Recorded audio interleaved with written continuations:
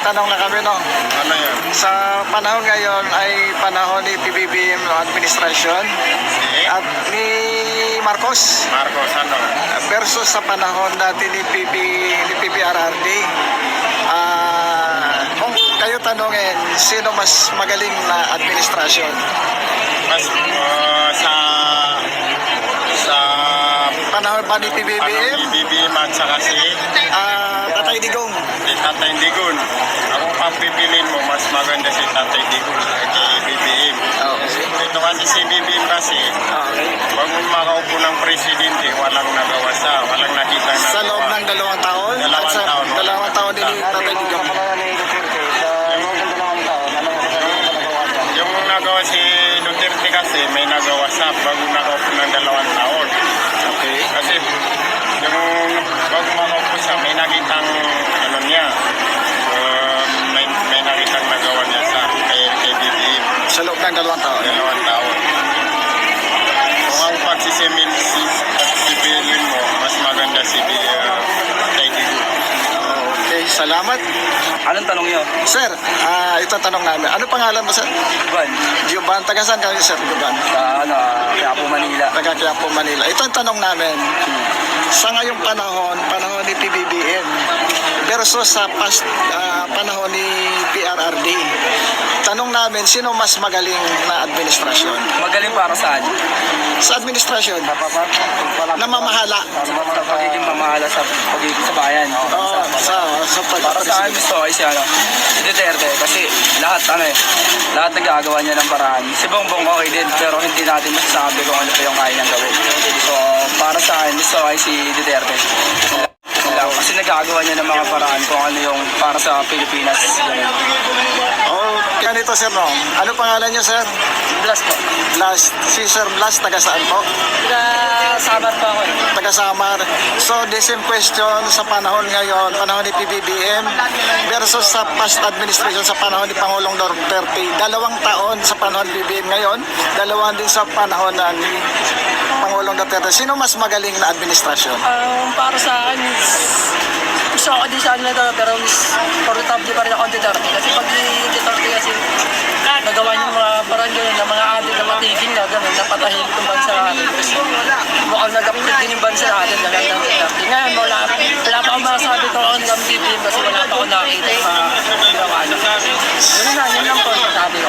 Okay, so, good morning, ma'am. Ano pangalan niyo, ma'am? Jimano Villamor po. Taga saan po kayo, ma'am?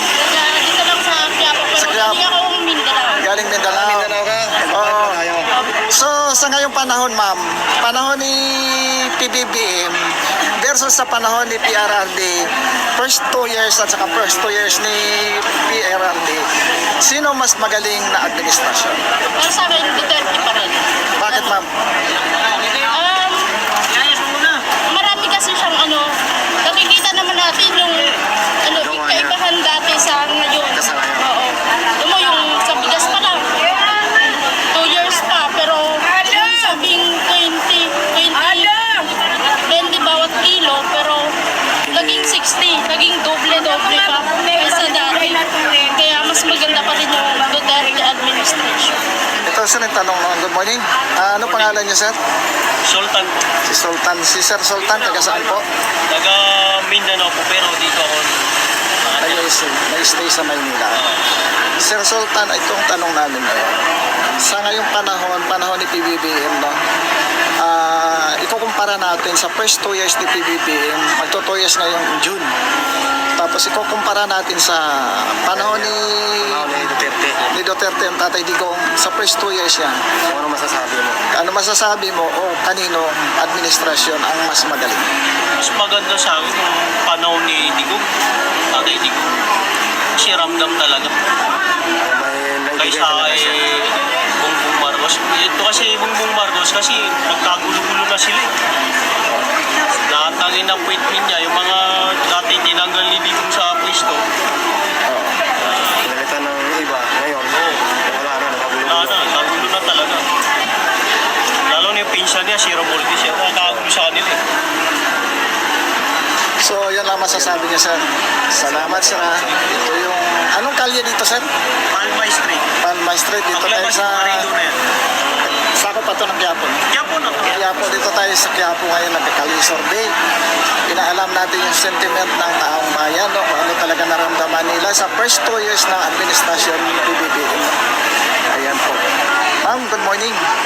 Ano pangalan niyo, ma'am? Angelo, Angeli. Si Ma'am Angeli, taga saan po? ito lang, pinita lang kami. Sa Quiapo. So, may itatanong po ako, Ma'am Angeli. No? Sa panahon ngayon ni Pangulong BBM, administrasyon niya, sa first 2 years niya, ihambing natin versus sa panahon ni Tatay Digong, sa first 2 years niya, ano yung masasabi niyo at saka sino mas magaling na administrasyon? Si Bambungan. Kayo, Ma'am. Kasi dito pinapaalita kami dito. Oo, sino yung mas gusto niyo? Si Bongbong Mat. Salamat, Ma'am. Good morning, Tay. Ano pangalan niyo, Tay? Sa bagay ako. Ha? Marieta. Si Ma'am Marieta. So, Ma'am Marieta, no, ganito ang tanong namin sa Kalisor Day. Sa panahon ngayon ni PBBM, first 2 years na, no, ang ihambing natin at saka versus sa first 2 years ni Tatay Digong, no, ni Duterte, ang tanong ay sino mas magaling sa kanilang administrasyon? Pareho. Pili ka lang ng isa. Ano po? Parehas lang sila. Okay, salamat.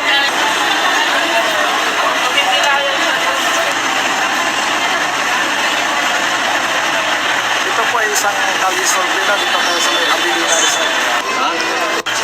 Dito lang sa Maynila, sir. Bali, good morning, sir. Ano pala pangalan niya, sir? Dennis Asistia. Taga saan kayo, sir? Ano ako, dito, Caloocan, saka sa Bulacan. Sa Bulacan, daming lugar pala ni sir. Sir, ang tanong ngayon namin, mga vlogger, sa present administration ni PBBM ngayon, sa first 2 years niya, ngayon June, at saka ihambing natin sa first 2 years ni Duterte, ito sino mas magaling sa Compare, siyempre, admire din ako ni Digong. Kaya lang, comparison to sa Opo. contrast. Opo. Siyempre yung comparison, Oo. lahat sila pro-people.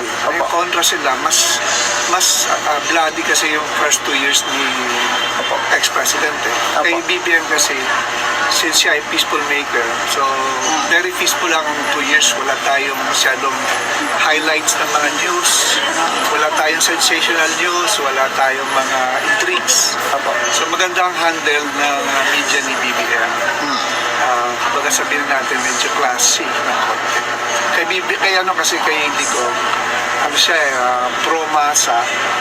So yung kanyang mga words, lagi may capture ng news. Kay BBM kasi siya, mas organized. Mas siya. So, kung kayo pamimiliin, sir, kanina po kayo? Administrasyon. Pareho. Siyempre, tapos na si, with due respect kay Digong, pinag-pray ko siya noong 2010, kaya siya nanalo. Doon pa lang kami sa mga flag ceremony, flag pool ng Bulacan, pinag-pray namin siya. Kasi nung nanalo siya, talagang pinag-pray. Tapos sa loob ng 6 years, pinag-pray namin siya na matapos niya with flying colors.